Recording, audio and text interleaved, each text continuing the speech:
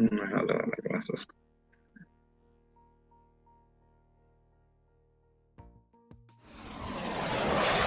Hello, everyone.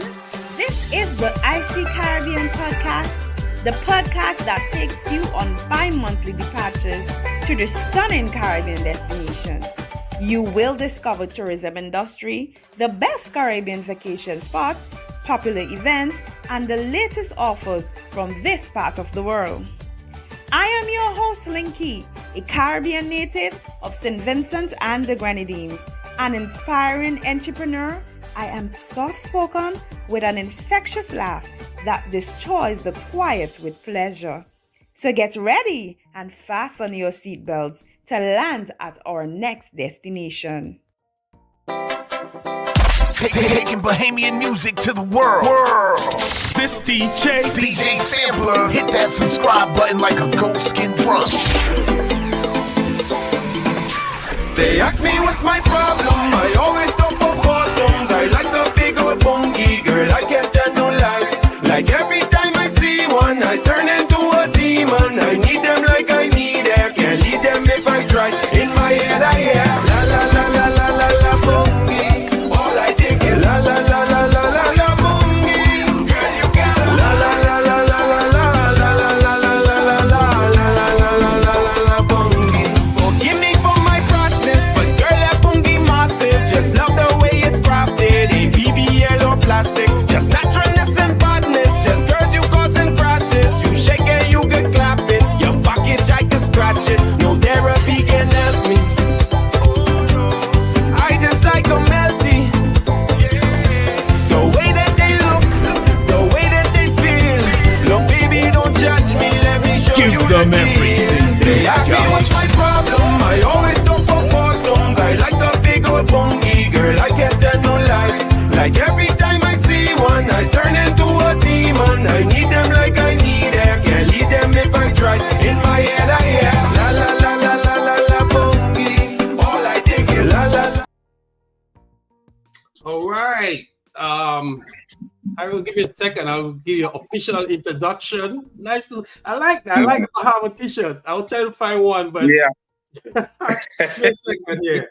Hello everyone. Yeah. This is the IC Caribbean podcast. I'd like to invite our podcast friends, also our Caribbean lovers, guys who love the Caribbean. Today we are actually traveling to Nassau in the Bahamas to meet a special guest, which you'll meet him in a couple seconds. Coming out of, we actually travel from Miami. Coming out of South Florida, it takes like 60 minutes to get into Nassau. So those of you who have never been to Nassau, you could take, we actually use Bahama Airlines, which is the local own airline. You might get some special food if you fly on the Bahama airline. Maybe some carrot salad that would be perfect going into Nassau. So again, it take about an hour to get there. The temperature is probably about 86 degrees. Usually hot. Nice day to be in the Bahamas. Today is the 6th of October. We still after 12 o'clock in the Eastern time zone. So let's get our official welcome to our special guest, Tyrone Wilson. Tyrone is born and raised in the Bahamas. He's a family man. He's one of the best tour guides in Nassau. So I like to take this opportunity to welcome Tyrone to our mic. Welcome, Tyrone, and nice seeing you again. Hi. Yes, it is a pleasure, and welcome to your audience. And it's a pleasure to be here to speak on the Bahamas.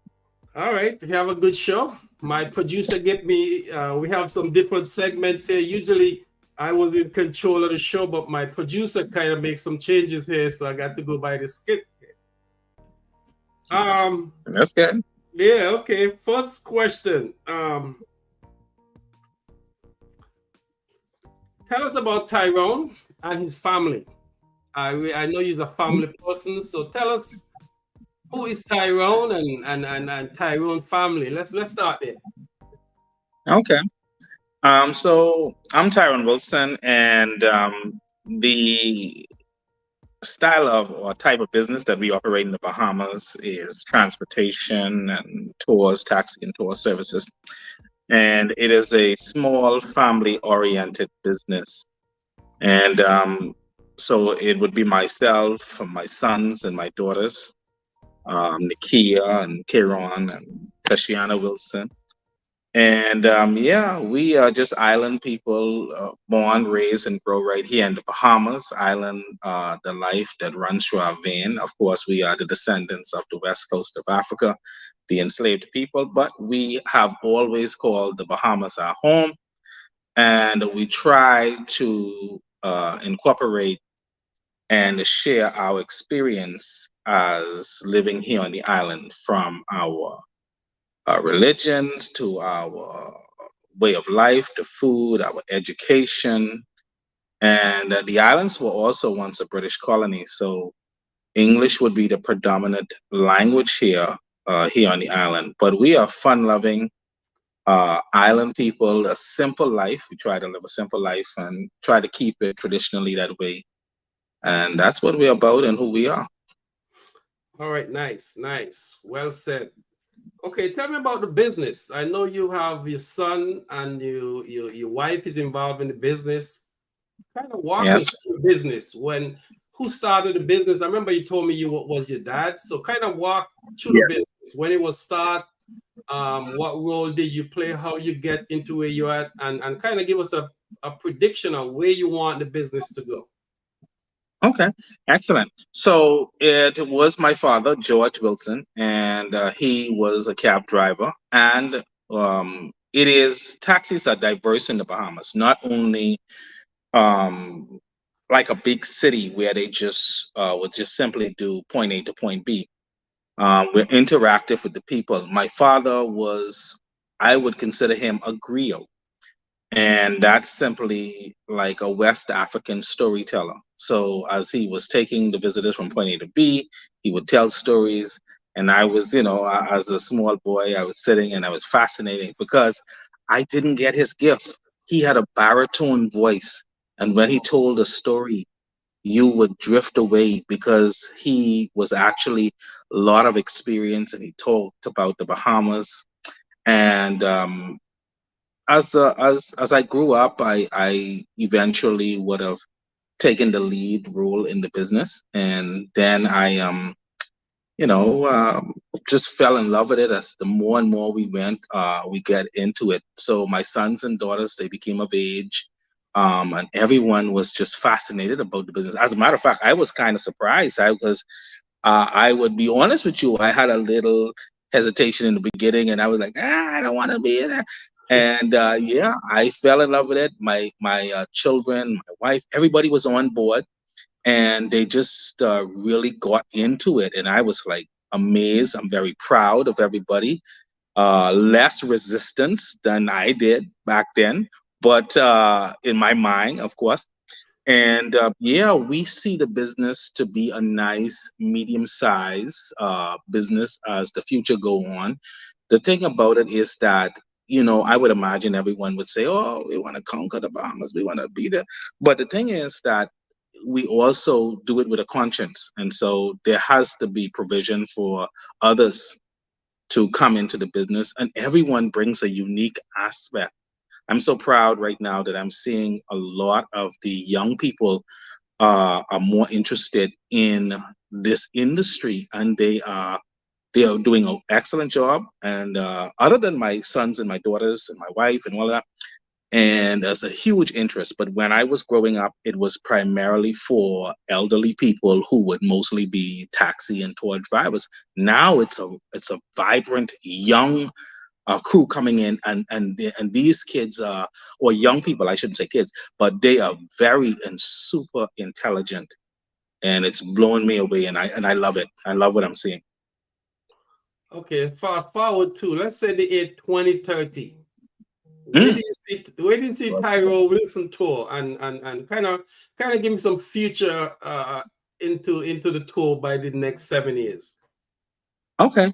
Well, what I've been doing is that I've been welcoming all takers, anyone who is interested.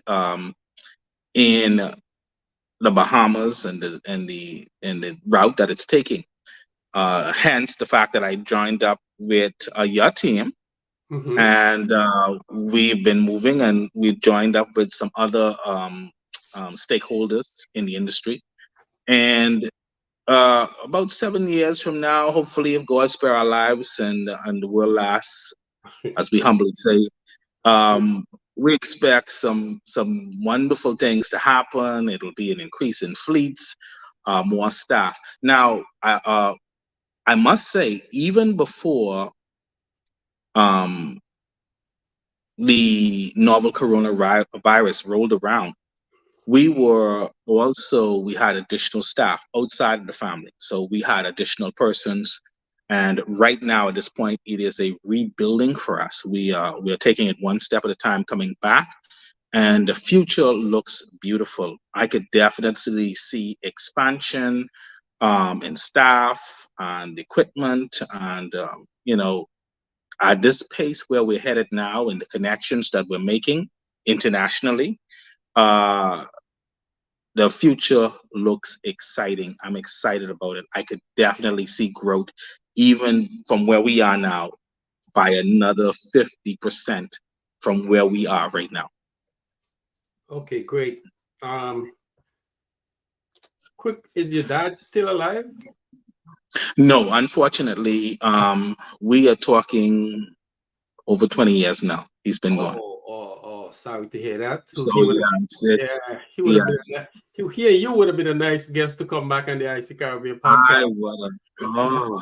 It would just, even if I could just one more day, it Right. would be a lot for me right now. That would be tremendous. Okay, one more question before we go on break, and these are off script according to my producers. Okay. I noticed the tourists, the cruise ship are buying up a lot of property there in the Bahamas. If a native want to go on these islands, can the cruise line stop them from going on these islands? Very interesting question. Now, first and foremost, the islands are out of the way from the Yeah. average person just accessing it. But Yeah. as far as I know, based on the laws of the islands in the Bahamas, is that it is public space from the watermark, 14 feet from the watermark, and that's where the waves comes up to the beach, and then you add 14 feet away from that. Now, some waves come up further than others, and as far as that is concerned, I think that persons will always have access to the beach. Natives will always have access, but when they actually go onto the physical land, it is just like a private land. If it is private land, then I think that the cruise ship will have all of the rights that anyone who has private land would possess, to have security, ask you to leave, and then they could have the local authority. But one of the things they are doing is that they are out of the way of just regular foot traffic. You definitely have to go by boat to access that, to bring that argument to them. So the government of the Bahamas would own about maybe 55% of the land in the Bahamas.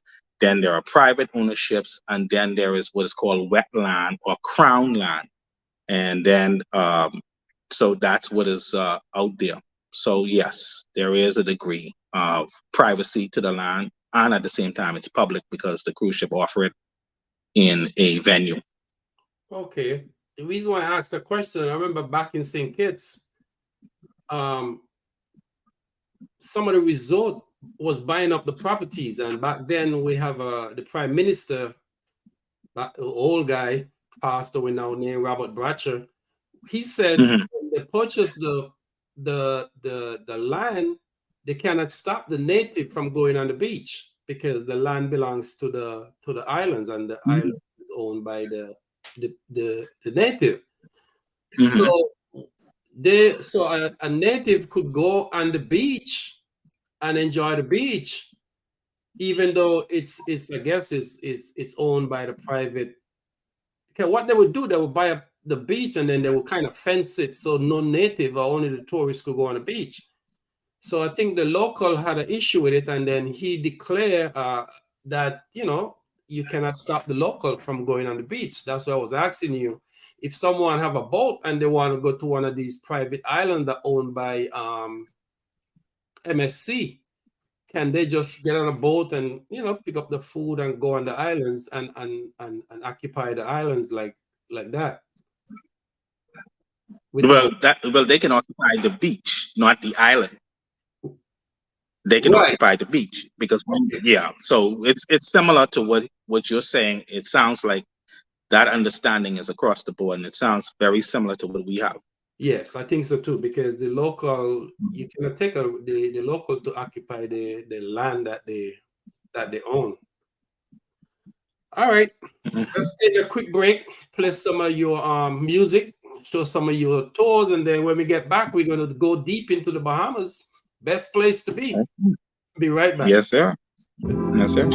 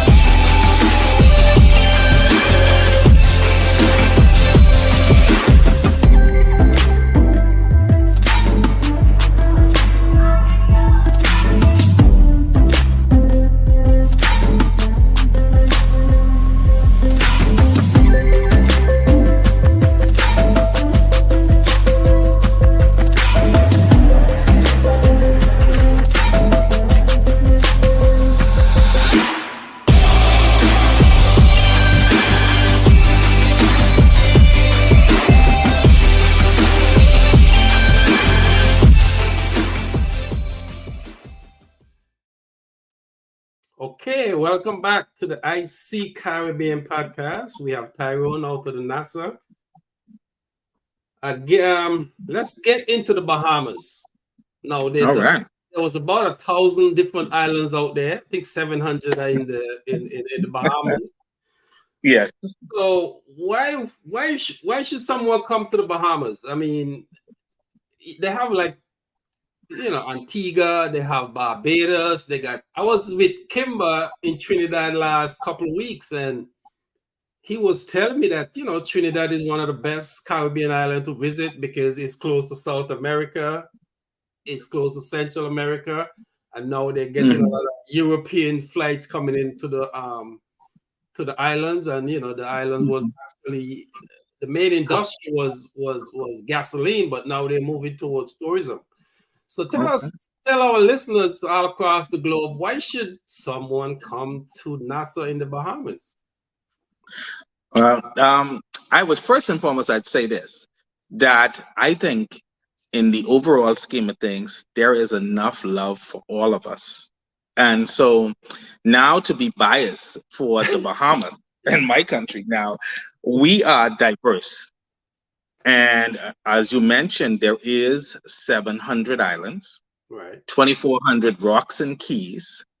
Each island offers something unique. We have something for everyone. If you like casinos, and we have the Grand Hyatt Bahama, and we have the Atlantis water parks, among some of the most beautiful beaches in the world you could find in the Bahamas. They're here. The people are friendly.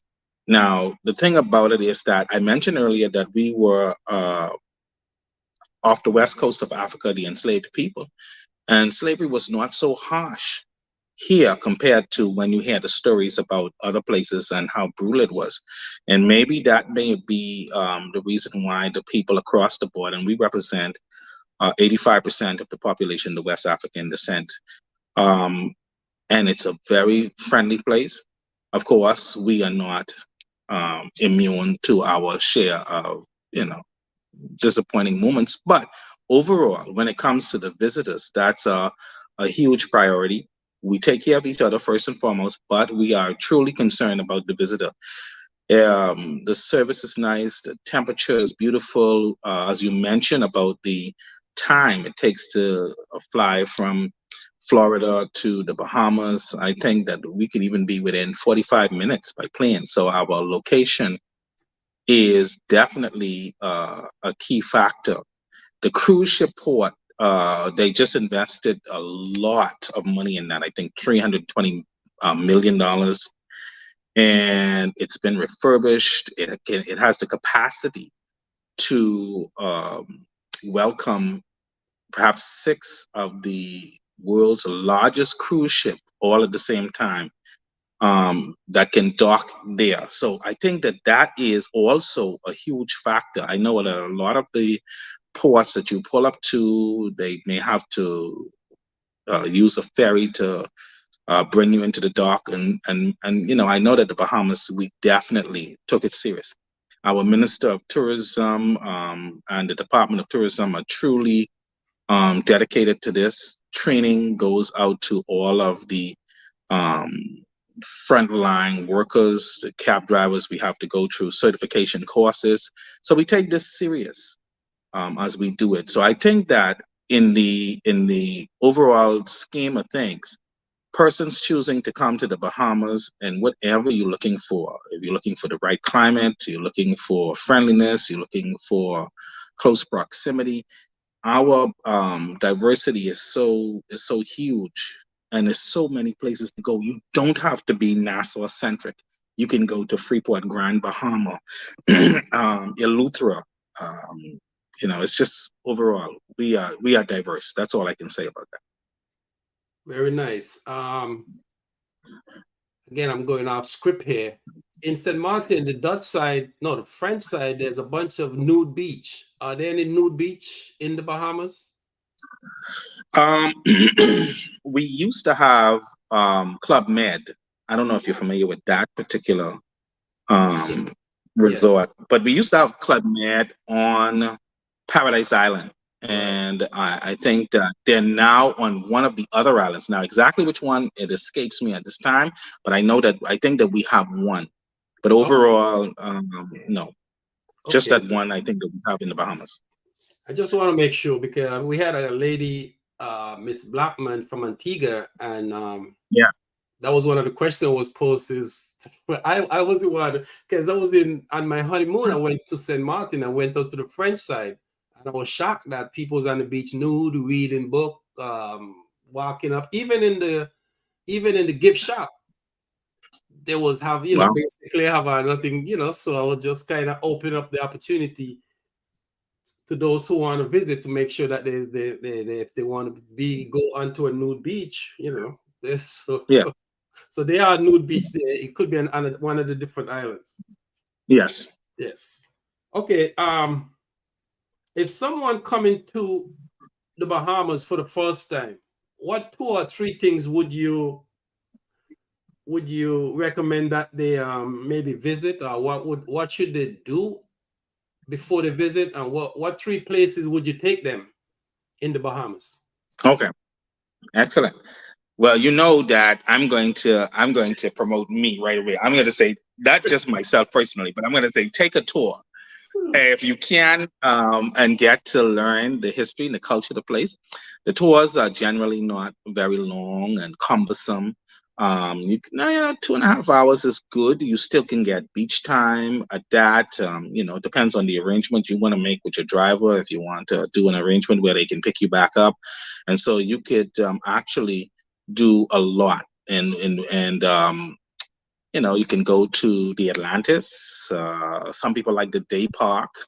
That's nice. And if you're traveling with you know, the young or the young and hot, and they want to do the lazy river and they want to go down those slides, and also the Grand Hyatt Bahama, they opened up their water park. So that's like the newest thing happening right now. So that's a good way to go. Historical tours, water parks, And then there's some people who want to take chances. They want to go into the casinos, and they can do it. And the thing about it is that when you come into the casino, if that's what you're into, there's a small following of that. You have our 100% blessing, because we the natives, we cannot partake in the gambling in the casino, but we pull for you, because if you win, we win. We all win together. So and then you can use that money and spend it in the local economy. A must see if you're looking for souvenirs and stuff.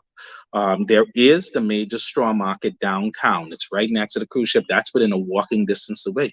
But there is also markets where perhaps you may even have more luck in negotiating because of the proximity, location. If you're close to the cruise ship, you may find some super deals. But if you go away, like heading towards the historical sites like the Queen's Staircase and the Old Fort, there are persons there. And one of the best kept secrets on Paradise Island, the Craft Center. So that's a place, like, it's a mini straw market. It has all of the same thing, friendly Bahamian, and they smile, and they're willing to work with you in respect to choosing those souvenirs. And then there's the cuisines. You have to go and taste the Bahamas, from the Bahamas rum cake factory to the Great Cliff chocolate, and even to underneath the bridge, Portasky Dock, Mackenzie's, and to the fish fry. And yeah, so those are some things that is must do: beaches, food, casinos, water park, sightseeing. That's the diversification that I was talking about right there, about one island in itself. Okay, so a family from Chicago is coming into the Bahamas. Let's say it's January 15th. The temperature in Chicago is about -20, and they're coming into the Bahamas. What would you recommend that they bring? Kind of prepare them to come to the Bahamas from 20 degrees. Listen, I would say to them, if they're coming from that kind of, I can't even imagine that kind of weather. I only see that stuff on TV.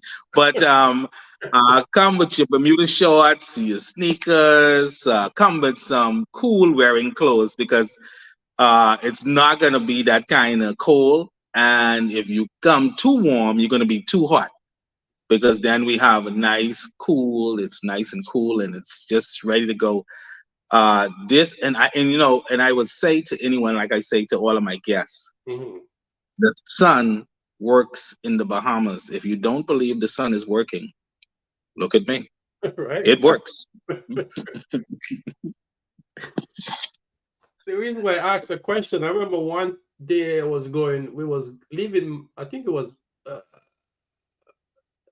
Miami, going into St. Kitts, and the pilot, I think, like, it's about 3 hours going from Miami to St. Kitts, and when we was like an hour out, the pilot came on and said, well, the temperature in St. Kitts is 89. This was in the winter too.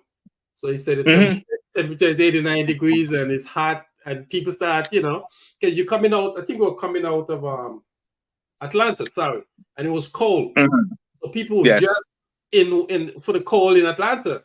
And when the pilot came on and said, yeah, it's 89 degrees, I think we were leaving like 20 degrees in Atlanta. So people had all this stuff, So on the plane itself, the people start pulling off as the plane get closer to Take them off. Take them off, because you're going to burn up. It was funny that, and that's the reason why I asked the question too, because you live in Chicago, you got to just, for the Chicago weather, but you get on the plane have their own temperature. When you get into the islands, you're looking at 80, 90 degrees, so they start stripping their clothes. So yeah, take them off. Yeah, that's a good idea. Okay, tell us about your most popular tour and some events that you think was very interesting to you. Okay, yes. So our most popular tour is the 2.5-hour Nassau Shore Excursion Island Highlight Sightseeing Tour.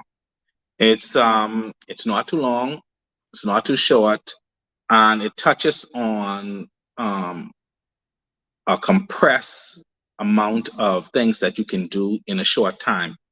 We would take you through the city of Nassau and show you the historical buildings and sites. And this is while we're narrating it, we stop tour. Head out and we taste Bahama rum cake.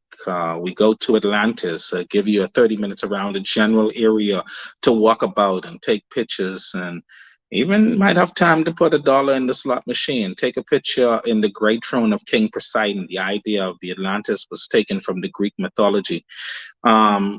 Here in the Bahamas, we take a little tour of Paradise Island, because Paradise Island is only 1.1 square miles, so it's a very small island. It could you could have a view of the cloisters and the Garden of Nassau, and even just take a beautiful view of Cabbage Beach. It's one of the more beautiful beaches here in the close proximity of Nassau, New Providence, and Paradise Island. Those two islands that are joined by the bridge. We go to the Bahamas distillery, the John Watling's distillery. Some persons like to try the rum. Some people are not into it. But piracy was a part of the Bahamas history, and so we are serious about rum. I mean, it's real. Then we are now into chocolate, and there's some people like that. So it's a combination of the history, the sights, the sounds, and the taste. And this Nassau Shore Excursion Island Highlight Sightseeing Tour, that is about 2.5 hours. It is designed to touch on all 5 senses. It's not one of those sit down and listening to a 2.5-hour boring speech. It's you getting involved, and we're just tantalizing your senses, smell, taste, information, sight. We're going to try to really overwhelm you and get you excited in that time. So that's our best tour that we have to offer. Any special event, any situation that was off the chart, something that you experienced with that and that tour, maybe with your guests, anything crazy or anything nice? Yeah. Tell us Yes. Well, what has happened is that we found that a lot of people, when they book these tours now, they have events, special events, and birthdays and anniversaries, and I had some very mature ladies that they were exciting. That's all I can tell you. Once we applied with rum, they you know, I don't know. We may have kids watching, but they were very exciting. That's all I can say about that. Okay, It was definitely memorable. This is the rum cake you're talking about? I want to make sure we're on the same page here. Is this the rum cake you're talking about?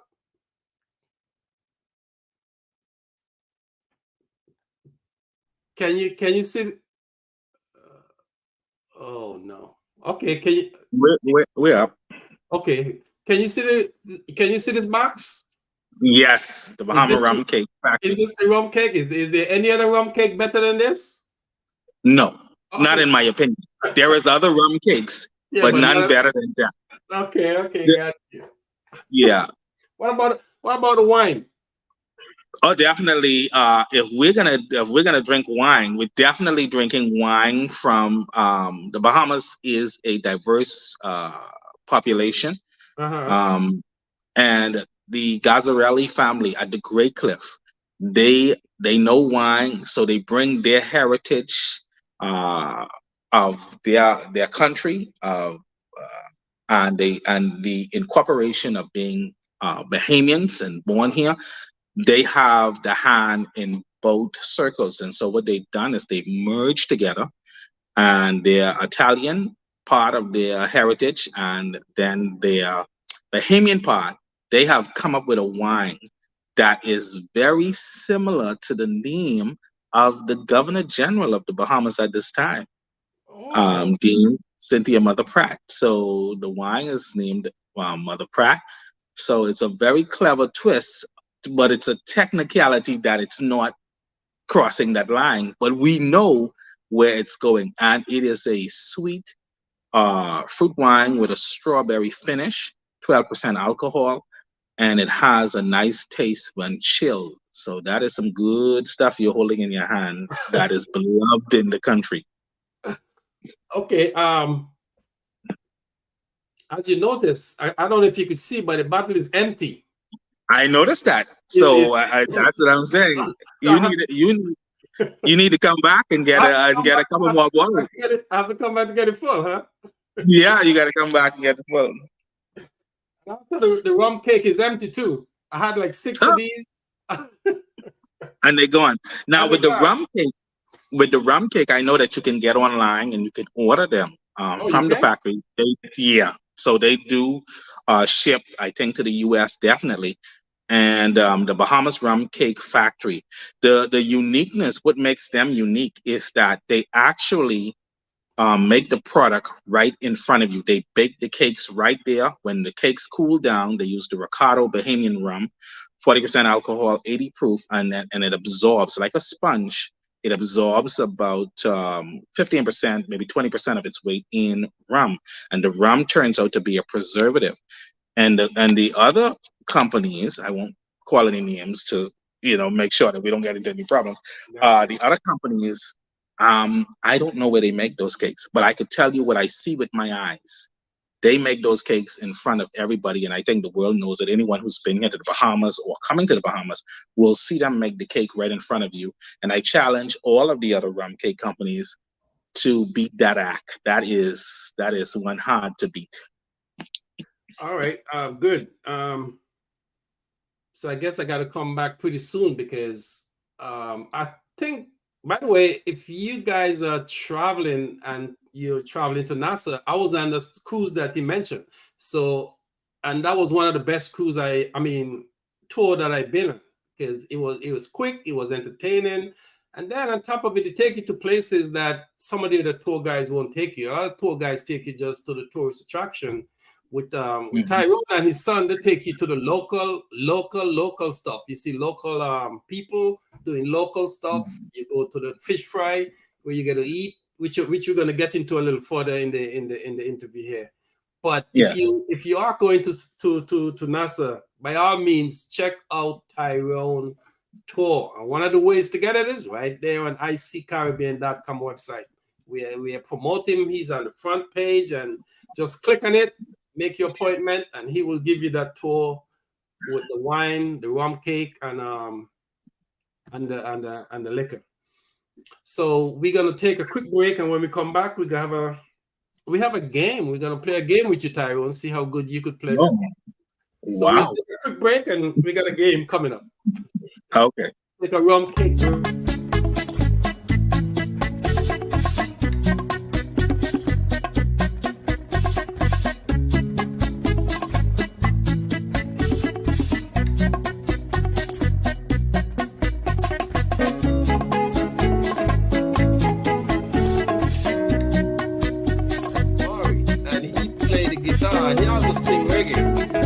Yeah.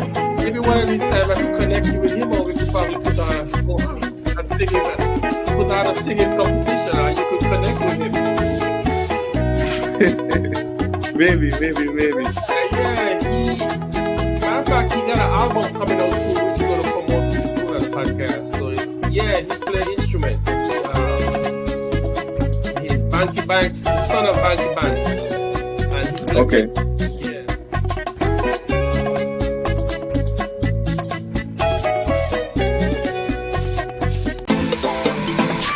They ask me what's my problem, I always talk about bottoms. I like a big old bungie, girl, I can't tell no lies. Like every time I see one, I turn into a demon. I need them like I need air, can't leave them if I try. In my head I hear la la la la la la la bungie. All I think is la la la la la la la bungie. Girl, you got la la la la la la la la la la la la la la la la la la bungie. Forgive me for my freshness, but girl, that bungie massive. Just love the way it's crafted in BBL or plastic. Just naturalness and badness. Just girls you causing crashes. You shake it, you can clap it. Your package I can scratch it. No therapy can help me. I just like a melty. The way that they look, the way that they feel. Look, baby, don't judge me. All right, welcome back. We are here entertaining by Tyrone from Nassau in the Bahamas. Okay, here's how the game goes. I'm going to call some names, and then you tell us what it means to you and the Bahamas people. Okay? Yes, sir. Let's start with the first one. Pink Sand Beach. Oh my God, that is a 3.5 mile beach on an island called Harbor Island, 50 miles away from the main island, New Providence. It is mind-boggling and breathtaking. However, the pinkness of the sand comes from a microscopic insect that actually attaches itself to the sand.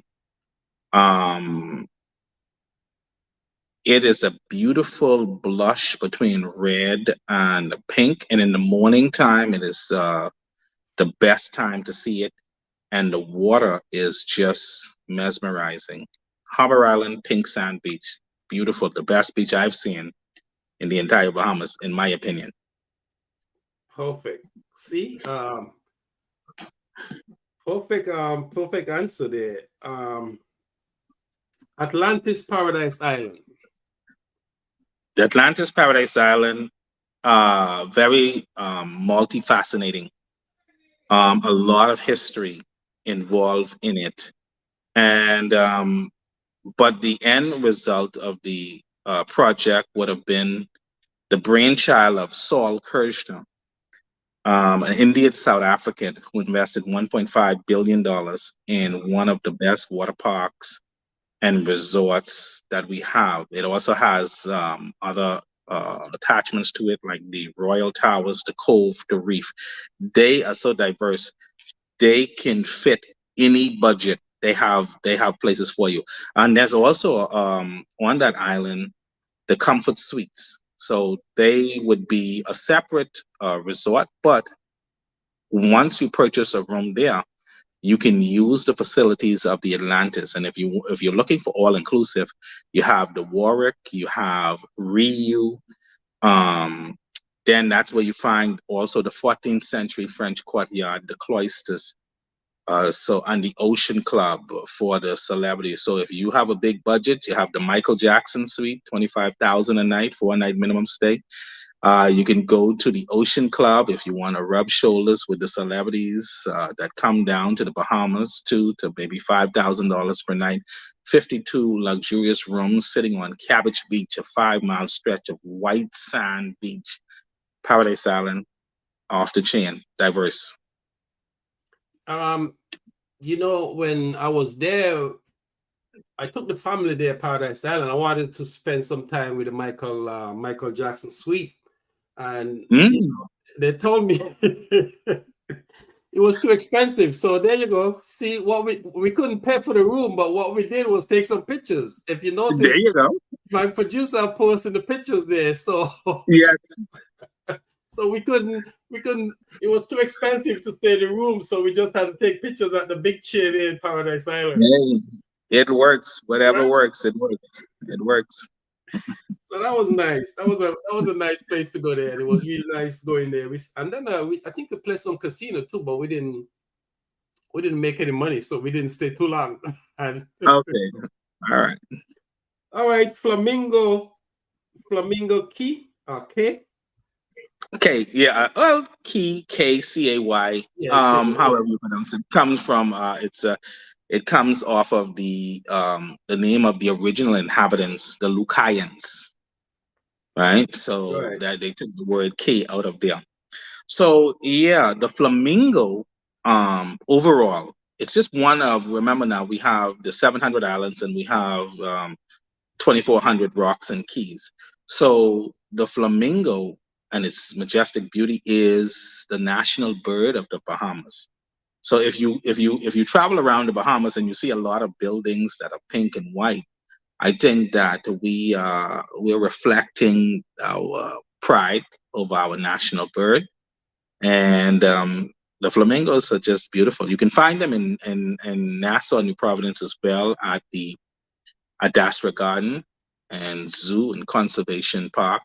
You can also find them at one of the restaurants at the Grand Hyatt Bahamar, the second largest resort here in the Bahamas. So it's definitely our thing, the flamingo. Got you. I could see, you could tell that you guys have to do a history lesson, because I'm learning so much from from you about the Bahamas that I didn't know, especially with the pink sand beach. Yeah. I thought it was from the volcano. No. Yeah, but now that I know better, you say it's a different from the Yeah. black beach. 'Cause the black beach, I think it's from the ashes from the volcano, but the pink is Yes. completely a different Totally different thing. different Yeah. situation. So it's totally different. Yeah. Okay, the Queen's Staircase, and then I'm pretty sure my producer gonna put up that picture because that's something we did. Took a lot of pictures there. Tell us about the Queen's Staircase. Oh, there it is. There it is. Yes. Queen Staircase. Oh my God. So the canyon in itself, where before you actually see the staircase, the canyon in itself, it actually took 16 years and 600 slaves to carve that canyon out using hand tools. And the canyon is actually there's a hill right to the right of it, Bennett's Hill, and there on top of it is a fort, one of the Royal British, the British forts. The Bahamas was held by the British for around 325 years. The canyon would have been used, and that's Fort Fincastle. There go, And there's a fort. Man, these producers are on the ball. they, That's the yeah, fort, right? yes, they're on the ball, and with a wider shot of that, the front of it, it is actually shaped like a paddle wheel steamer. So that's an unusual shape for a fort, and that's just one of maybe 5 forts here built on the island. And the fort sits on Bennett's Hill that actually gives a view over the city, and so that was a pivotal position for the British to have a view to see if there were any approaching enemies. And the canyon would have been used as an access way. Now, the steps were actually dedicated at a later time for Queen Victoria Regina, and she was an 18-year-old queen who ascended the throne and around 1837 until 1901, so 64 years, and each step was dedicated for 1 year that she reigned. However, there was a slight mathematical setback where they had to carve an additional 2 steps to reach the top of the hill. Because the area became so famous as a historical landmark, they paved the area, because the islands of the Bahamas is made from a combination of limestone, coral, and the dead fossil remains of marine animals. And so the limestone is very corrosive when you have torrential rains with our hurricane season and all of this stuff. And the roadway in the canyon would fall into potholes. So they paved the area, and when they did that, they accidentally buried one of the steps. So it should have been 64. They had to carve an additional 2 to make it 66, and then they accidentally buried one of the steps, bringing it back down to 65. And there's another little thing in that canyon that hasn't been operational in a while. There's actually a waterfall in there, Tundum Waterfall. But we've never had success to keep it running properly. So that's a maintenance issue. And I would also give out the clarion call. If anyone knows a good plumber, please tell them, call Tyrone. We can use them to fix that waterfall. So the plumber have to be from the Bahamas, or they could be from any place around the globe? Well, anyone who could keep that that waterfall working properly constantly, we would take it. I would definitely sanction it myself, and I don't have the authorities to, but I will do it. Okay, all right. Good answer to those pop-up questions, and good location for someone to visit if they decide to take a tour. So okay, we're gonna talk about tourism in the Bahamas, tourism across the region, and tourism worldwide. So once we're gonna take a quick break, and then we're gonna dig into the tourism. Plus, we're gonna invite our guests. Anyone listening, I'm pretty sure Kimber out of Trinidad is listening. So when we come back, if you look at the bottom of your screen, Tyrone, they say chat with anyone in the studio. You see that link? In the studio, I don't see it at this time, but Okay, I'm sure it'll pop up. they're gonna bring that up. But anyway, when we come back, we're gonna be entertained by questions from the audience. Maybe, like I said, Kimba, I'm pretty sure he's listening, so he might want to pop a question out there. So when we come back, we're gonna talk about tourism in the Bahamas and around the Caribbean. Be right back with Tyrone from Nassau, Bahamas. All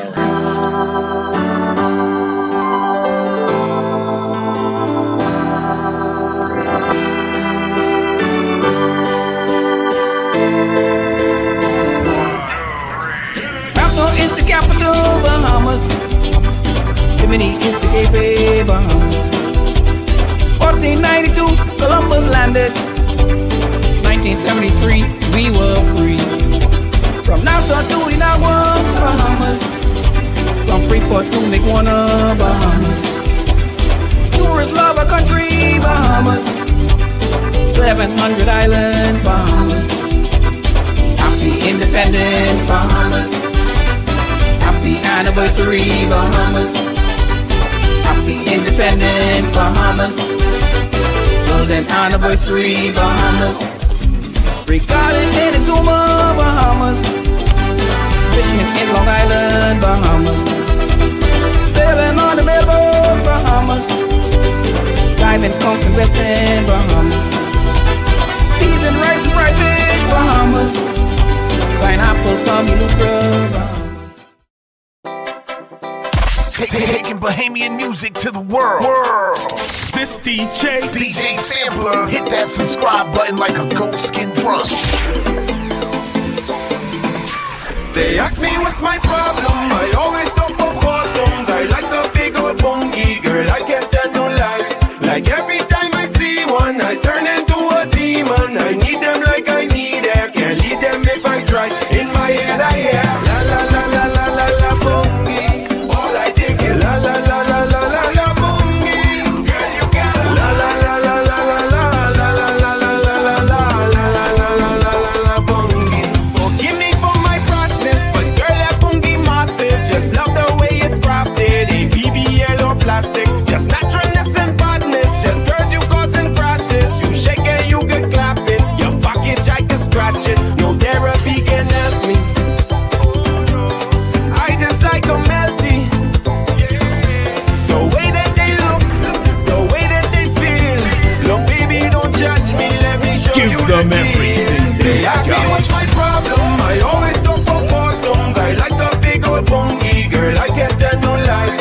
Like every time I see one, I turn into a demon. I need them like I need air. Can't lead them if I try. In my head I hear la la la la la la la bongy. All I think is la la la. All right, welcome back to the Icen Caribbean podcast. Hey, Tyrone, quick question. You guys Yes. celebrated, is it 40 years of independence? 50 years of independence. 50, okay. Because my little island there, Sinkers, we just celebrate 40 this year, September the 19th. There we celebrate.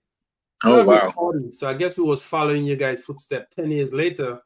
Yeah, this shade actually, this has seven on this side and 3 on this side. So 1973, 10th of July, independence of the Bahamas. So that's what we said. Okay. Because I was listening to one of the music they were playing there, and I think there was a guy who's singing a song on the 50th independence, and he was like a local guy, but anyway, it went viral. You familiar with that song? I think he was singing the song about the independence, and the song became a popular song. He went viral on the internet. But my producers have the song, but I don't know if they could pull it up there. But I think it was a song about the independence, and I think he was playing with he was just singing the song. I don't think a lot of music, and the song just took off. But it was about the independence. Okay. I know that during the independence time that they had competitions and song competitions, and I know that the Bahamian people are talented. We are storytellers. So I was saying earlier that my father, in my opinion, was a griot, and a griot is a West African storyteller. And whether they tell the story by music or orally, but we tell the story of what has happened to us as the West African people who are now in the Caribbean. Well, technically we are in the Caribbean, but yeah, so that's what we can do. We do it in the form of story, oral, we do it in the form of poetry. However, we get the story of what has happened and where we are as the people today. That's how we do it. We get it out there. Got you. Did you get did you get a chance? Did the section show up where someone could pose question to you? Have you seen anything there yet? No. I haven't. No, I don't see anything to the bottom of my screen yet. But Okay. okay. You All got it? right, yeah. Okay. So Okay. yeah. Someone is saying they love the show. Okay. And yeah. But So yeah, again, you might see if you see any question, you could respond. But my question to you is sure. responsible tourism and community involvement are crucial, especially in the Caribbean, where tourism is the number one money-making business. Mhm. Can you share any initiative or project you are doing to preserve and to support community tourism community in the Bahamas?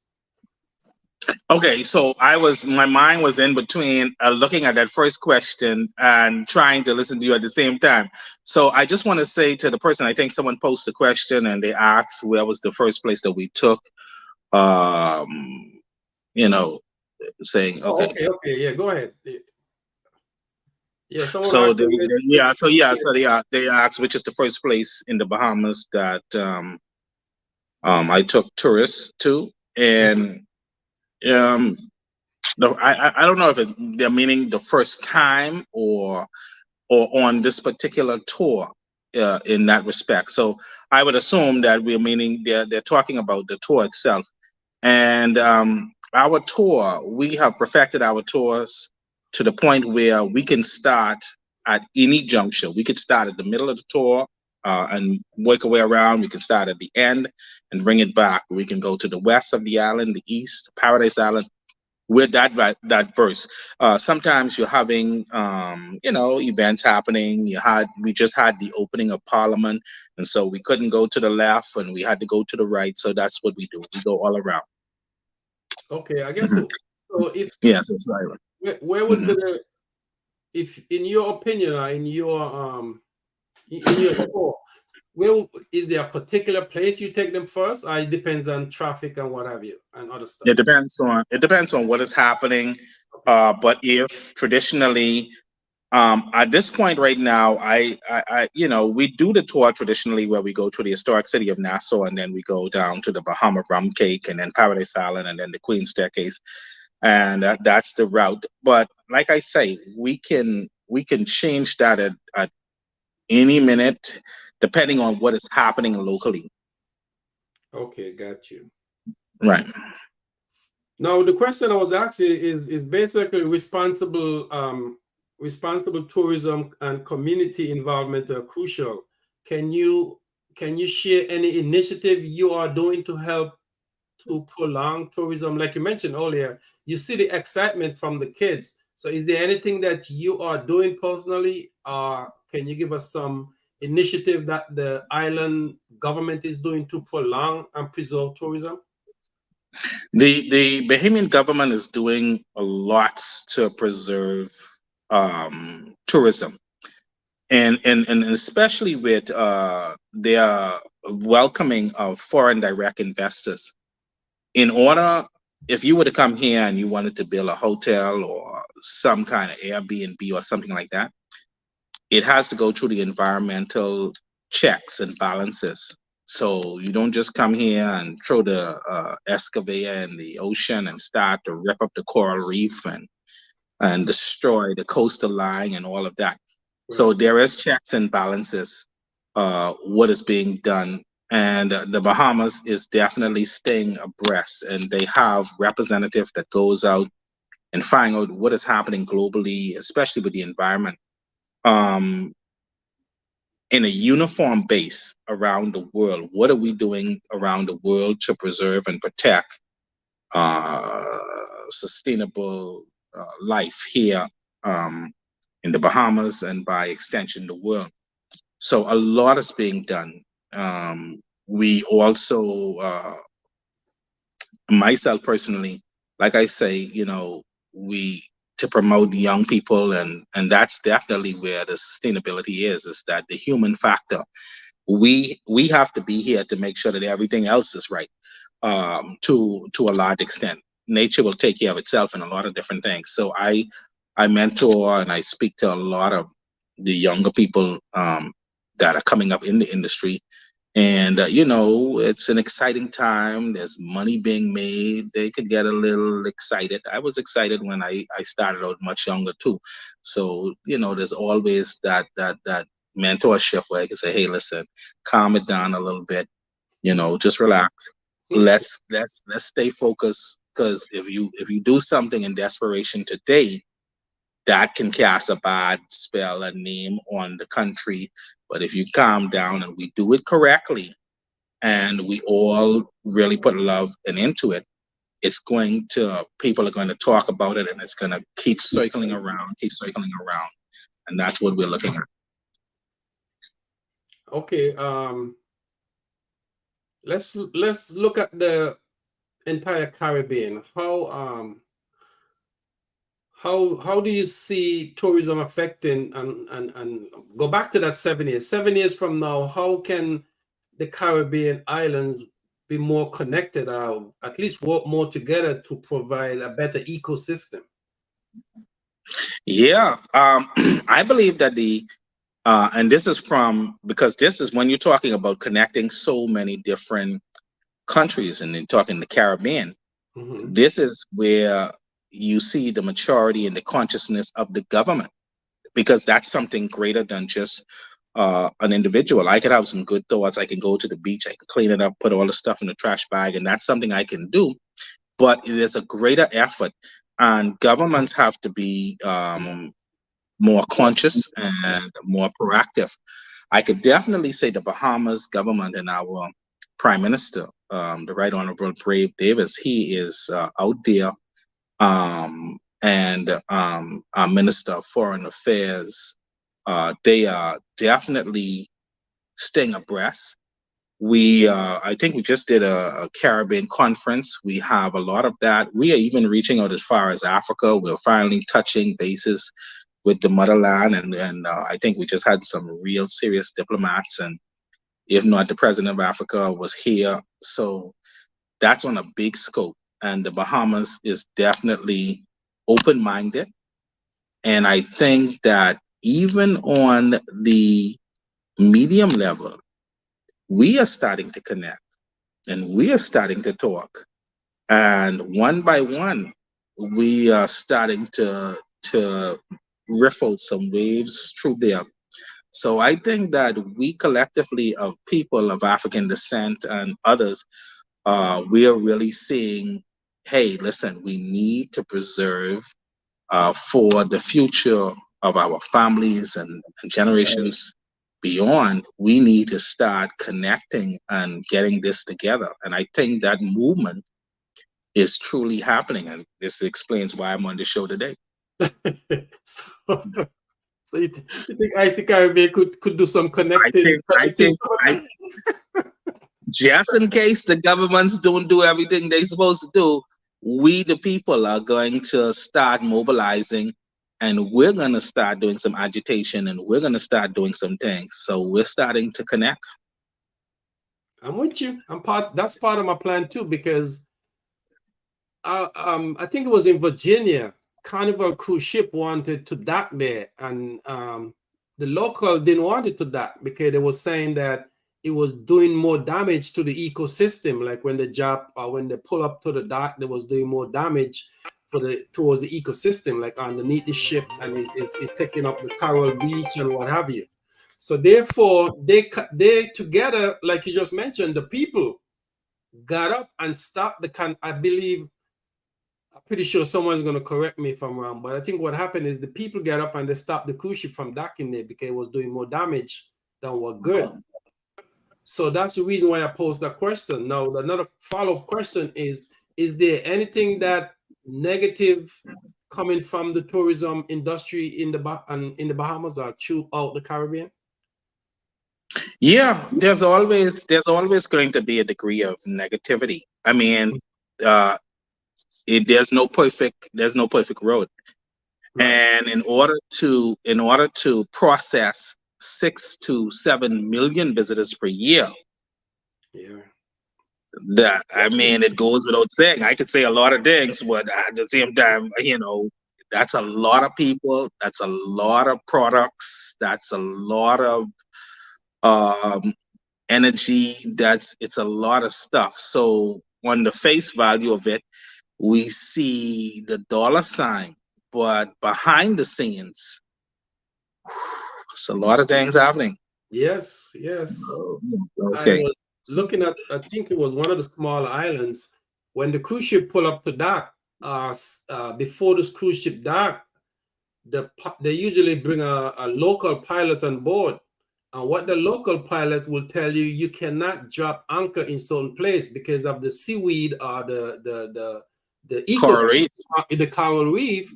You cannot drop in certain places. So now that you just mentioned with all these millions of people coming into the islands at one time, okay, you have six cruise ship. Like now, the winter season getting ready to start. You have six cruise ship, and the job anchor and all the ecosystem or what's underneath there. You don't even know the damage that they're doing. But again, on top of the ship is where the money is flowing. But underneath the ship is there so much other damages to the fishery, to the reef, to the ecosystem.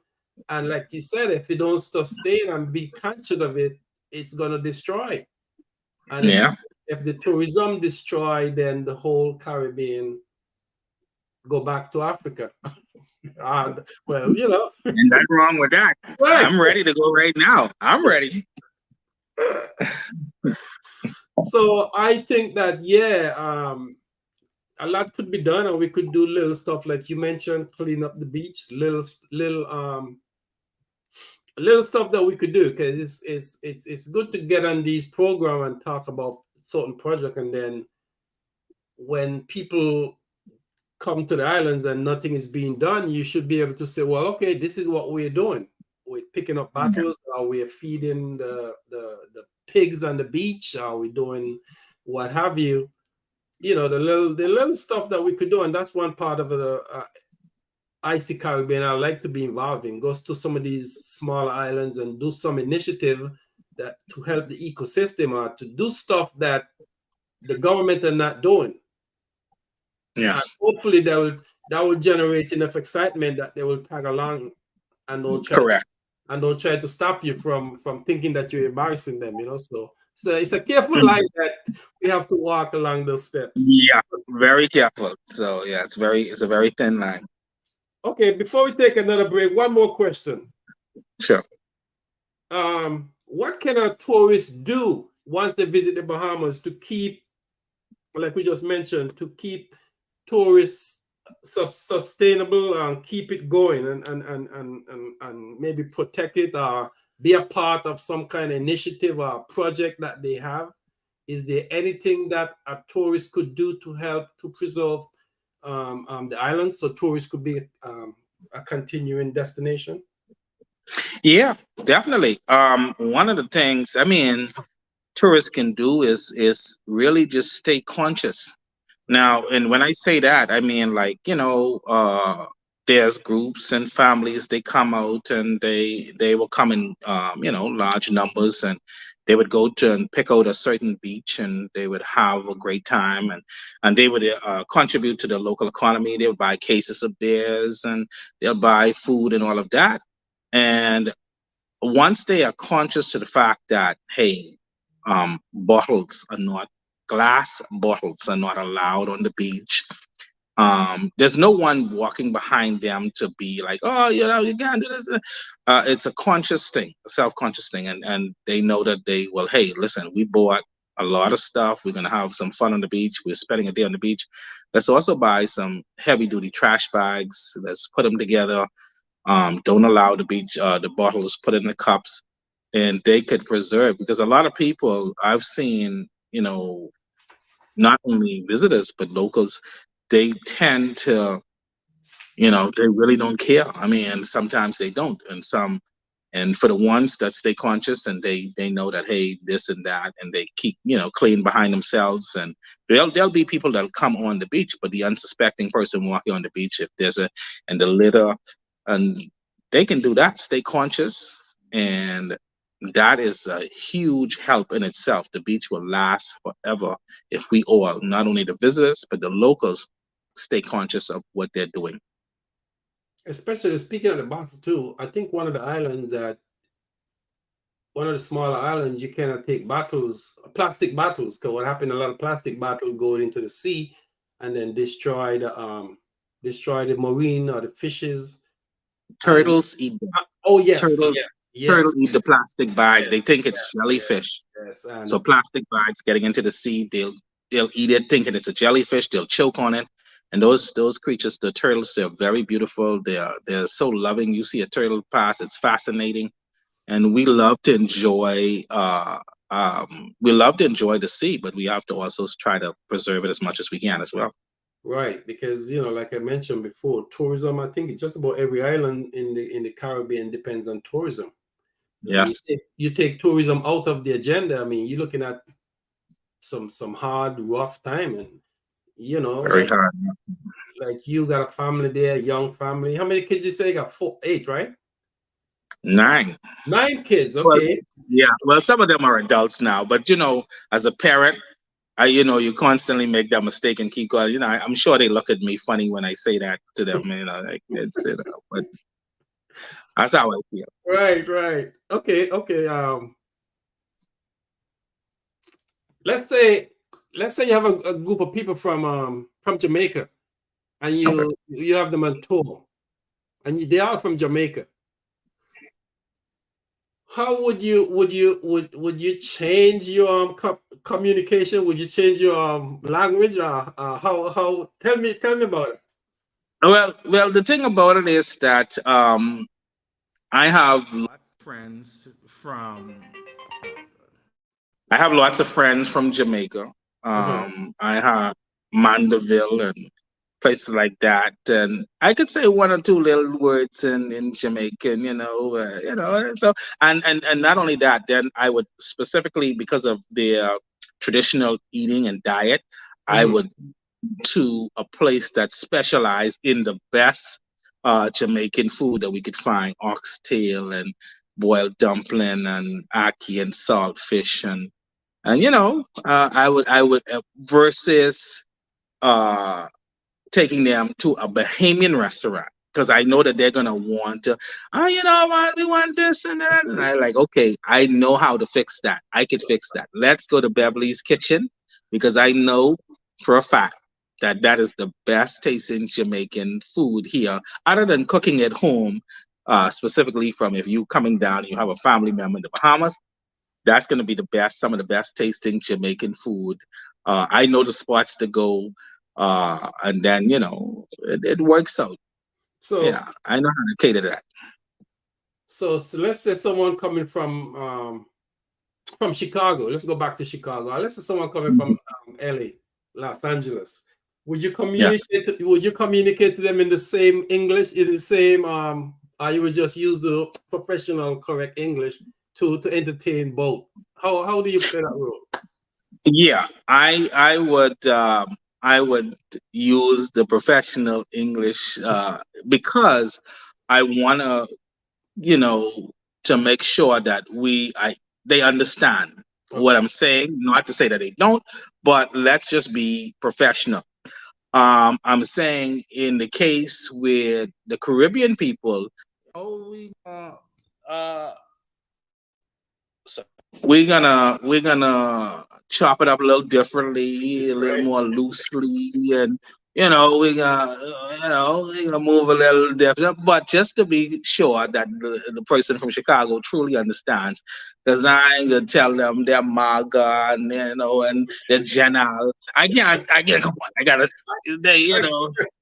All right. Yeah, I can't go there with them with that, but unless they understands it as well, and then so it's like I have to keep switching my style to just make sure that everyone understands what I'm conveying or trying to convey. Okay.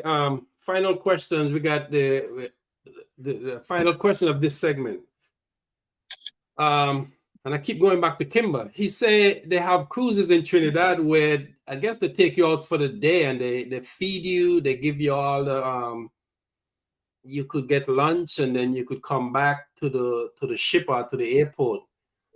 No, I know Trinidad is a lot bigger than the Bahamas when it comes to one island size. So do you guys have any kind of tour like that where you feed the guests who's on tour? Oh, yes. Yeah. Okay, just more expensive, huh? Yeah, it's kind of because then you're incurring more costs and the food, the product, and all of that. That's what the diversification is about. You can go to the Exuma Keys and swim at the Pig, and they do the buffet on the beach. You can go to Rose Island and swim the Dolphin, and they have food available. You can do a boat cruise, the pirate ship, and food is involved, and they can do a lunch or a dinner cruise. So yeah, it's not a crazy, ridiculous up in cost, but it will expand to the cost to adjust so that they can make the monies to cover the cost of the material and also make a profit for the business to continue to exist. Yes, that is all here in the Bahamas. All right, let's take another break. Been long here. The final segment is the fun stuff. We're coming back to talk about the conch salad, the calypso music, the sports. Okay. And Junkono, we coming back to mix that up. Yes, we coming back to mix that up. So let's take a rum cake and then we'll be right back. All right.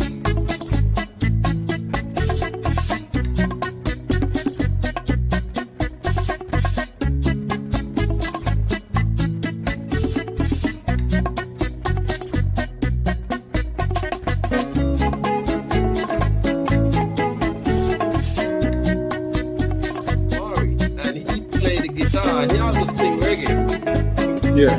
Maybe one of these times I can connect you with him, or we could probably put on a singing competition, or you could connect with him. maybe.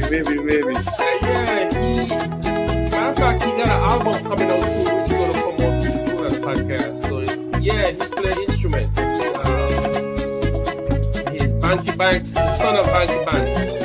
And he played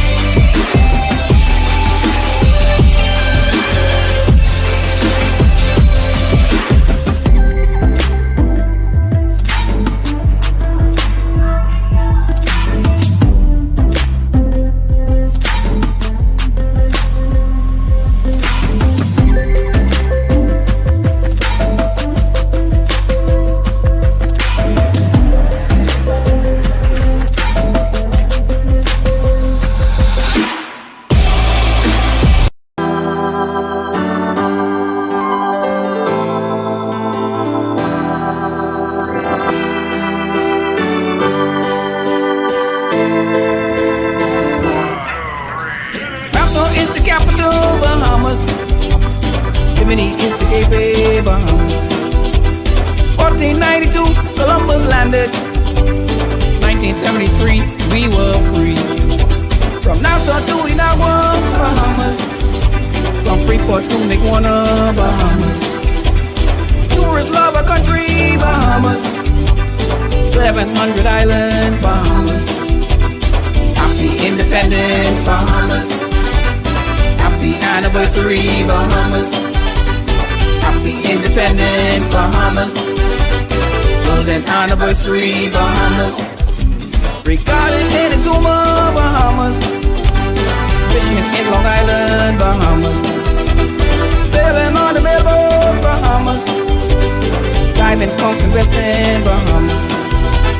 Peas and rice and fried fish, Bahamas. They ask me what's my problem. I always talk about bottoms. I like a big old bungie, girl. I can't tell no lies.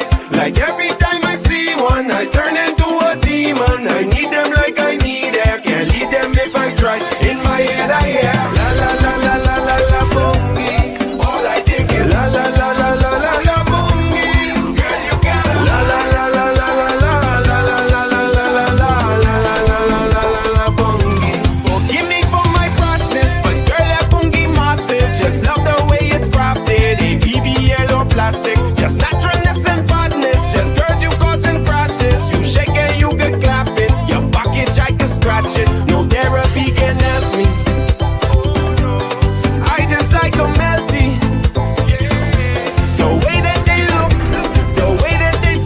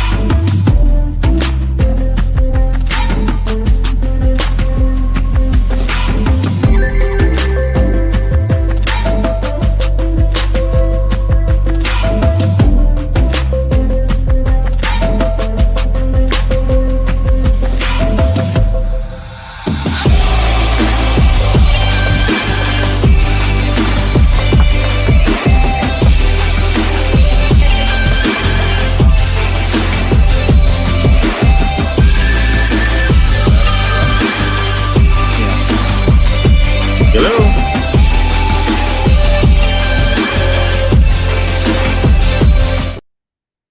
All right, welcome back. Okay. Tyrone, what you think about my professional technical team? They are in Pakistan. All those buttons have been pushed in Pakistan. I'm in Atlanta and you in Nassau. What you think about our technical team? I think that they're on point. Of course, the situation here is that our network sometimes and power grid, we sometimes have small, from time to time, drop in signals and also low power loss. But outside of that, it is great that they are really on point. It appears that they really know what they're doing to be that far away and to be operating everything in sync and right on point. It is technology is definitely moving forward. Yes, I'm looking at. Oh, by the way, the song that was they played a clip of the song. They're saying "Happy Independence." That's the song the guy was singing. I don't know if you heard. Yes, I heard it. Yes. Now, is it popular there too, locally? It's not. I don't hear it every day. Since the independence, but it played a lot during the around the time of July. When we were doing a celebration, and from time to time it'll play even more. Now, when it went viral, then it went out in the cyber world. It went out there in the worldwide web. Right. Of course, independence. We're getting ready. We're on our way now to the 51st independence, so we're already on our way. Right. It's been a short time, but we're on our way to the next one. We're still feeling the festive time of it. Someone is saying that they're loving the positive vibes. Oh, Uh, right. Okay, we're gonna get into that right now. We yeah, want to know about the foodie. So let's yeah. before you answer, let's get into it. This is gonna answer some of their questions. When is the best time to come to the Bahamas? Because we got good weather, it Mhm. depends on how the person feels. If they have to do um, and work with their children and getting them organized in school, then that's not going to be a good time for them. The summer is the summer, basically, I think everywhere, all around. It's warm everywhere. But if the winter months, it's still warm in the Bahamas, so it's almost like a nice spring. So if you're coming during the peak season around December, then there's the spring, and so it depends on what this person's situation is. But no matter what is going to happen, we're going to have some warm weather for you. It's there's always the months of June to the end of November. It is the hurricane season, but we don't necessarily have a hurricane throughout the entire season. It is very rare and few and far apart. And we do have some moisture from time to time, tropical rain and stuff like that. But it keeps everything nice and beautiful.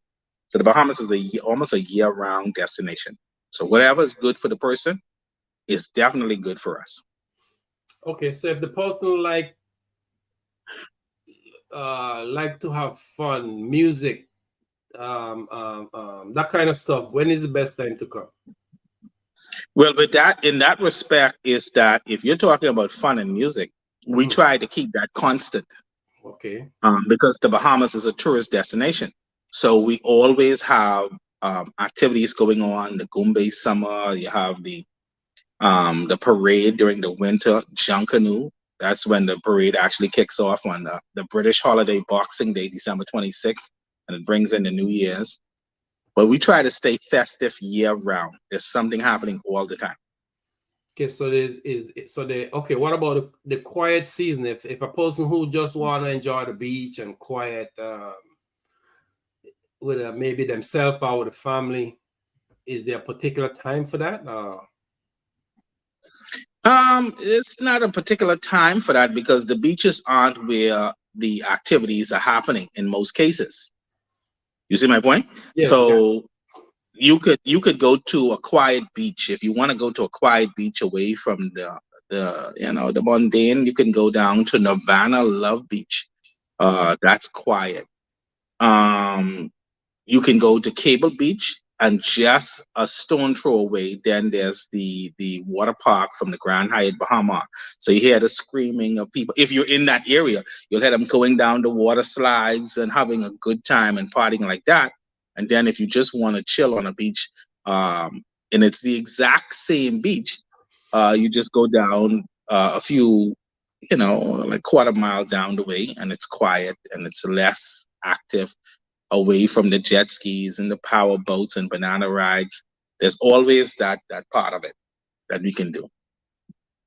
Okay, foodie. Let's get into the foodie, like the question was asking. What's your guys' main dish? National dish. Yeah, I What's saw your that. guys' food? What's the favorite food? What's the favorite drink? And where do you go to get it? I had a taste of the conch salad from the fish fry. That was good.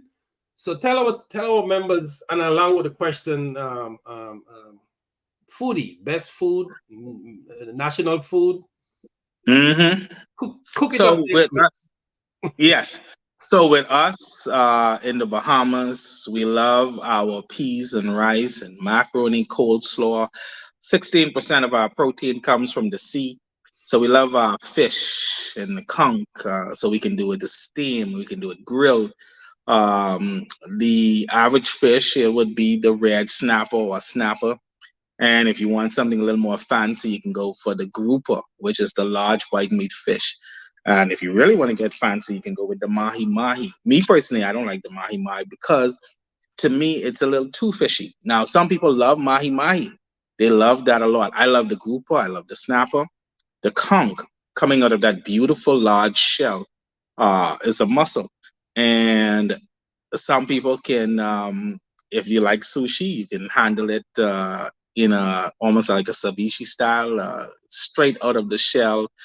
97% of the meat is edible, and the rest would be used for chump and stuff like that. And they would dice it and slice it, and then they would put it together in a salad. Or you can just eat it the traditional old-fashioned way, where they just will scorch it, and they'll take some finger pepper with and crush it, and then they'll use lime to marinate it so for the digestion. And you can eat it just like that. You just hold it by the horn, and you can eat it just like that. They can also steam it, and there's a lot of ways. Seafood is just there, shrimp and the Bahamian crawfish or the Caribbean crawfish. That's the one with the tentacles versus the mean lobster with the claws from a colder climate. So we got just a lot going on in that respect. If you want to eat some Bahamian dessert, we have something called guava duff. So it's a hand kneaded or hand rolled dough, and if you can get fresh guava, then that's the way to go. It's a sweet taste to it, and then they whip up a special sauce for it, and you can have that.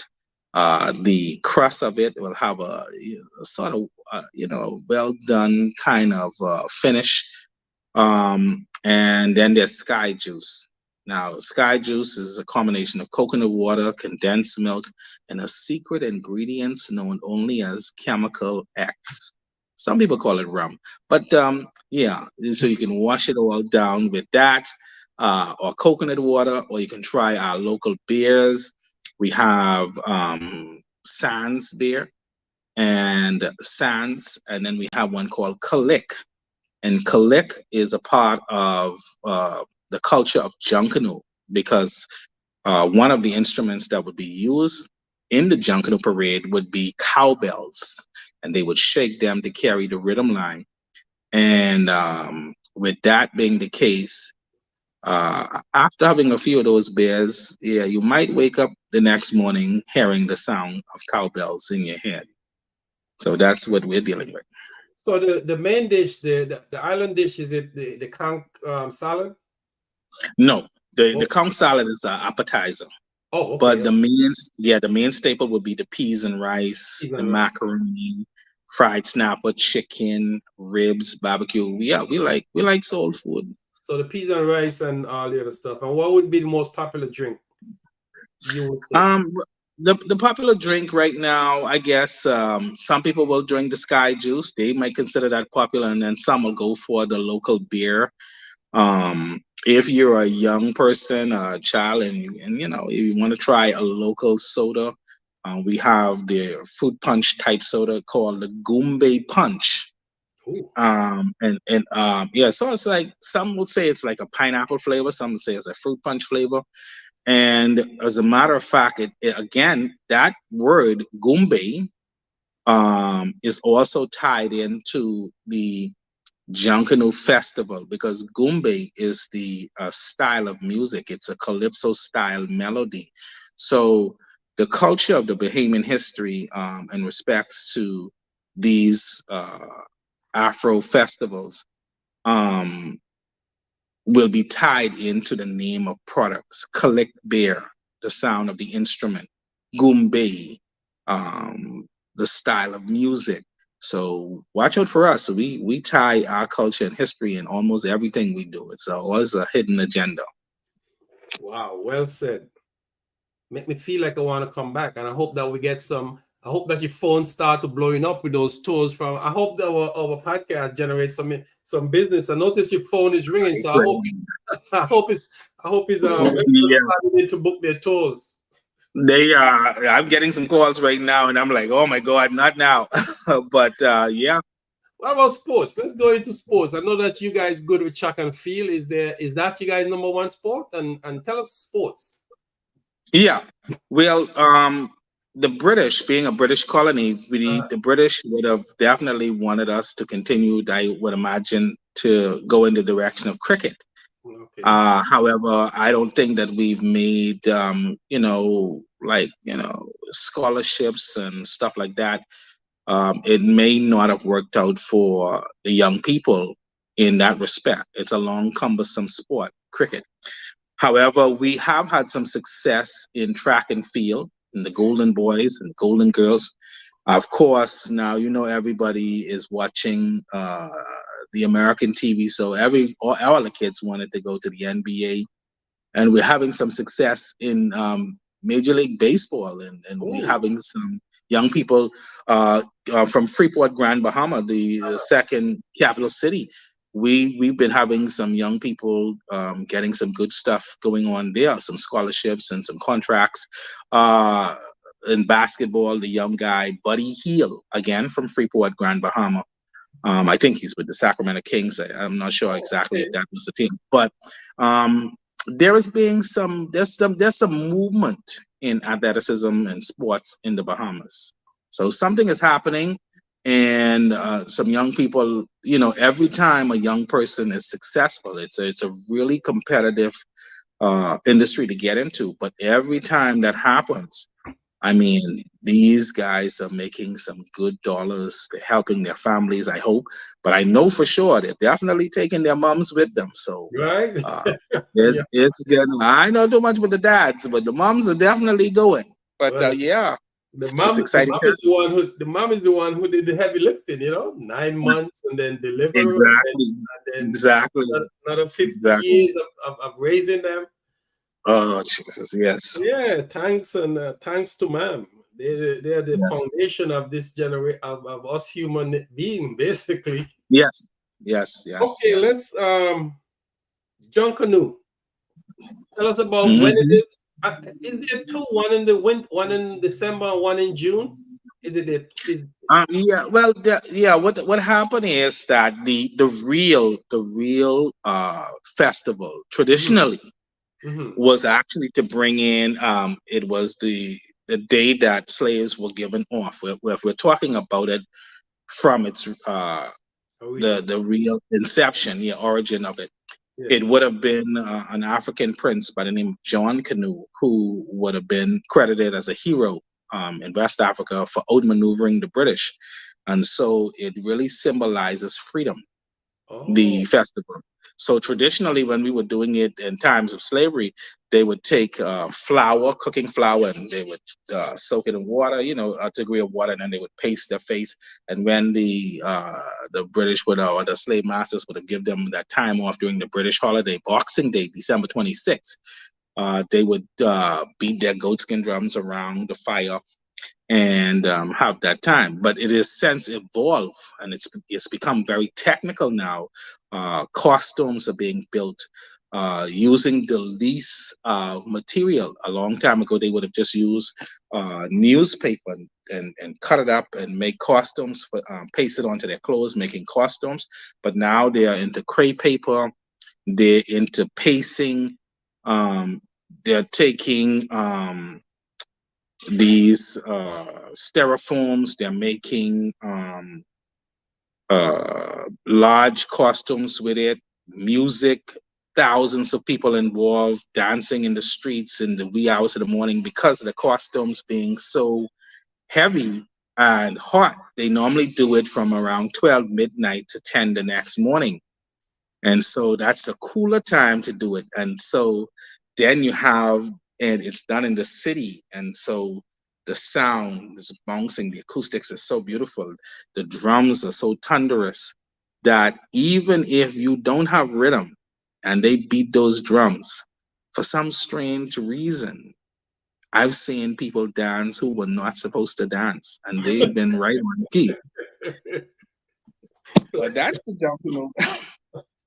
So that's what it's all about. It's just So a you, great time. It's a fun time. so you say from those drums you have ministers, pastors, and people who not supposed and nuns and all. The people who wasn't supposed to get so loose, they were getting loose. They get loose. I know. Yeah, they were getting loose. So And the the sky juice helps too. so do this support by a lot of tourists or is strictly local?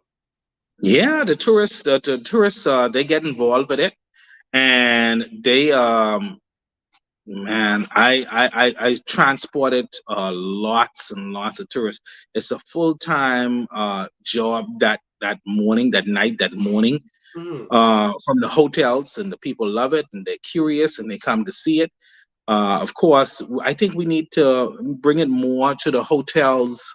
I know that the Grand Hyatt does it. I know that the Atlantis does it sometimes, but not often enough. I think that the people are ready for that. On like to know that, hey, they're gonna have the festival down in the lobby today, more probably more frequently. I know that they really started to do it, and I hope that the powers to be will get wind of this podcast and perhaps know that the people want them to do it a lot more. So tourists actually come into, is it the big event, is it in Nassau or on one of those other islands? The big event, the biggest parade is in Nassau, but then I know that the second largest sizable event would probably be in Freeport, Grand Bahama down there. They probably would be doing it as well. There's also two junk canoe museums here in the Bahamas, in the capital city. Eileen Nash has the junk canoe museum, and then there's another one on Horseshoe Drive. The name escapes me right now, but the thing about it is that I think that more attention needs to be placed in it, and I think it's a sizable thing. I think it's a big market, and it definitely they could, I think that they can generate a lot from it if they get into it, even in a bigger level. So junk canoe in the rest of the Caribbean, we call it carnival. What's the big difference? Is there a difference? Yes, the difference is, I think the difference is the huge difference is definitely the costume. I think the carnival is a much lighter costume. They do more feathers and they're more um their costumes are provocative. I would say Oh, that at the least. Our thing is fully dressed in the costumes. They're heavier, they're harder, and that's the difference between operating the Junkanoo Parade in the wee hours of the morning when it's cool versus the more relaxed nature of Carnival and when they can do it during the day. You okay. see? Now that brings me to another question. A lot of the Hmm. Caribbean islands are complaining about tourists are coming in from different parts, like Middle States, Canada, and Europe, and are coming to these islands and are dressed in a certain prerogative. I mean, not nice, and Hmm. it could be affecting the carnival.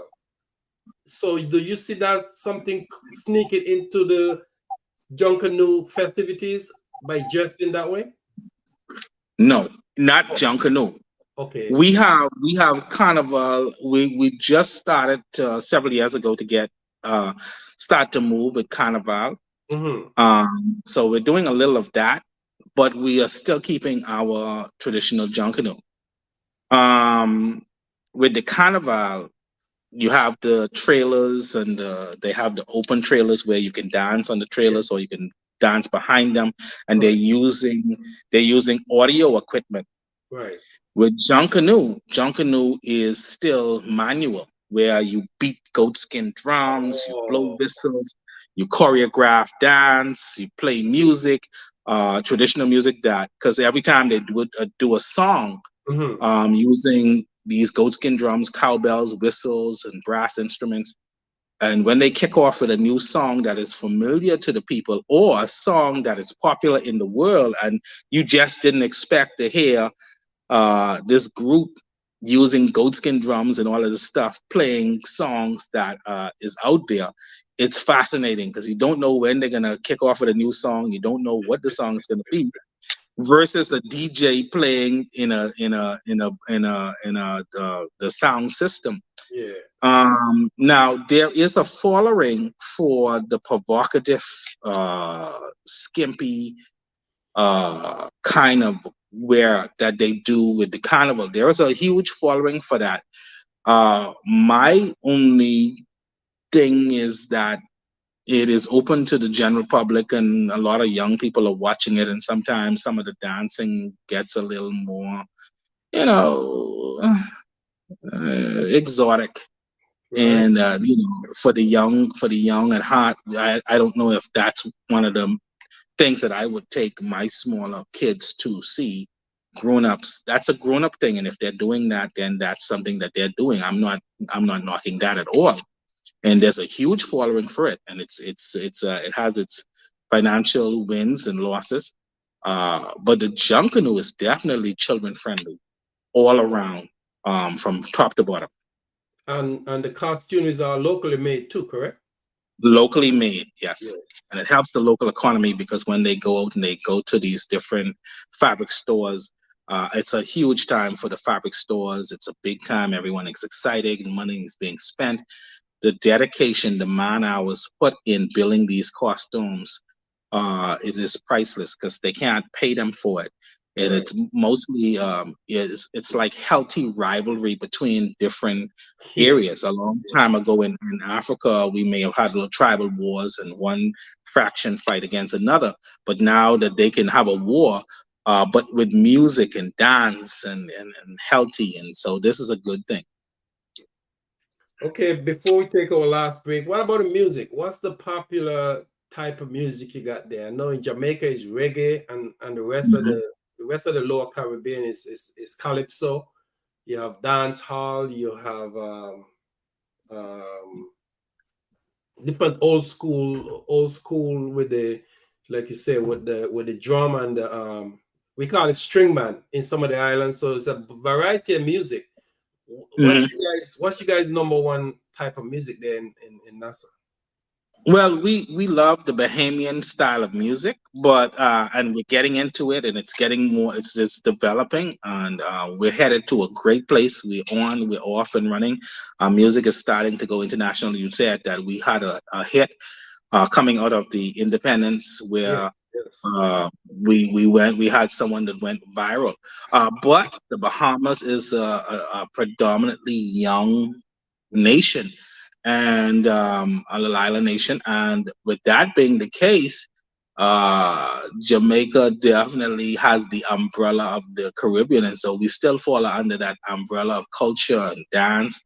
And what's happening now is that yes, a lot of the young people love the dance hall, and they love the reggae music. So we love that too. We love our music. I think sometimes we even kind of incorporate them together. But at the end of the day, the texture of the rhythm and the music, it appeals to us people of African and Caribbean flavor. It moves us, rhythm. Is there a name for it? You guys have a name, or just Bahamian music? Well, we have. Remember now, each one comes from a different jurisdiction. We have Bahamian calypso and soca and merengue and all of that. We have that, but we still like dancehall music as well. Okay, got you. And it appeals to it. Yeah. I know there was a guy there who do rap music. We connect with him. I forgot his name, but I think about a couple of years ago, we connect with him, and he was doing some promotion for us. He's a rap singer. I think he live in Miami. He go between Nassau and Miami. I forgot his name, but he was very good, and it was very good for us, and it was good for him. He would wear some of our products and try to promote us, and we was promoting him. This was before we had a podcast, so I might try to see if I could relocate him and bring him back for the podcast and promote music. But yeah. All right, Tyrone, man, it's been a pleasure. Let me take a quick break, and then we come back and wrap this thing up. Be right back. Excellent. All right.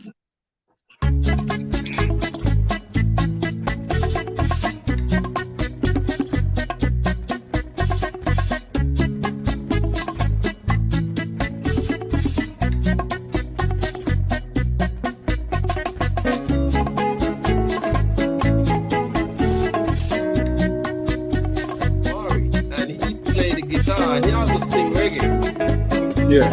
Maybe one of these times I could connect you with him, or we could probably put on a singing competition, or you could connect with him. maybe. Matter of fact, he got an album coming out soon, which we're gonna promote soon on the podcast. So yeah, he played instruments. instrument. He's Banky Banks, the son of Banky Banks. And Okay. yeah.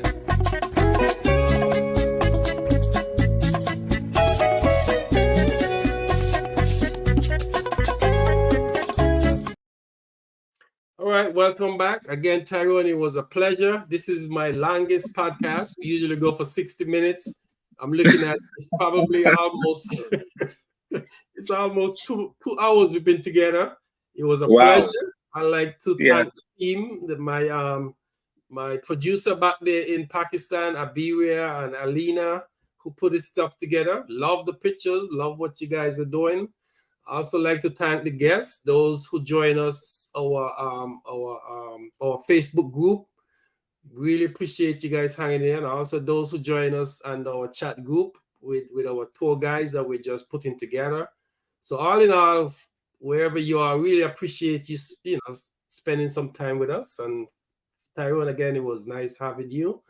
Is there Thank anything you. else you would like to say that I didn't touch on, or anything else you'd like to say before we close out? But I really appreciate having you, man. Very educational and entertaining. No, great. Thank you. I would only say to all our Caribbean lovers and persons around the world is come to the Bahamas and give us a try. It's a beautiful and it's a diverse island nation. And if you're definitely in the area, look me up. All of my information is definitely there. It's not hard to find Tyrone. They can Google me, Tyrone Wilson Tours. And we, the family, will definitely welcome you. And I thank you for having me on your show. And thank you again. Appreciate it. Thank you. All right. Let's wrap this thing up again. Bye-bye. Have a good one. Our next podcast, I'm not sure what island we're coming from, but I have more information on that coming shortly. And hopefully our guest host should be back pretty soon. She was out sick. She's much better now. So see you on the iCaribbean podcast and some other islands. Thank you and bye for now. Bye-bye.